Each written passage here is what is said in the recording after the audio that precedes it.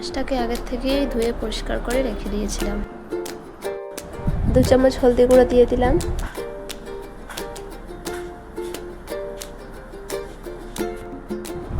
2 চামচ লঙ্কা গুঁড়ো দিয়ে দিলাম, 1 চামচ লবণ দিয়ে দিলাম, সামান্য পরিমাণে তেল দিয়ে মাছটাতে মশলা মাখিয়ে ভালো করে ম্যারিনেট করে রেখে দিলাম।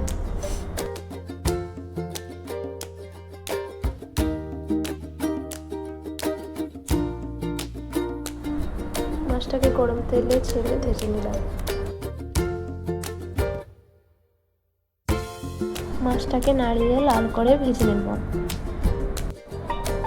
এক এক করে সব মাছগুলোকে ভালোভাবে লাল করে ভেজে নিয়েছি। ফুলকপি, আলু, টমেটো আগের থেকে কেটে রেখে দিয়েছিলাম। কপি, আলু, টমেটো দিয়ে মাছের তরকারি বানাবো।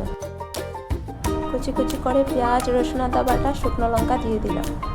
এইগুলো ভাজা হয়ে গেছে। এখন আগের থেকে কেটে রাখা আলু, ফুলকপি, টমেটো সব এর মধ্যে দিয়ে দেব।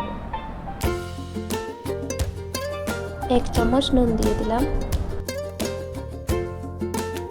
1 চামচ হলদি গুঁড়ো দিয়ে দিলাম, 1 চামচ লঙ্কা গুঁড়ো দিয়ে দিলাম, 1 চামচ জিরা গুঁড়ো দিয়ে ভালোভাবে নাড়িয়ে চাড়িয়ে আধা ঘন্টার জন্য ঢেকে দেব। আলু, ফুলকপিগুলো প্রায় সেদ্ধ হয়ে গেছে। সবজিগুলোর মধ্যে জল দিয়ে দেব।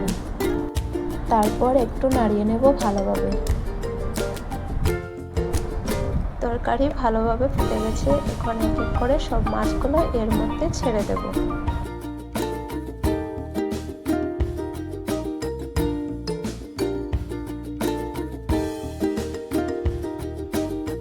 তারপর নামানোর আগে একটু গরম মশলা দিয়ে নামিয়ে নেব।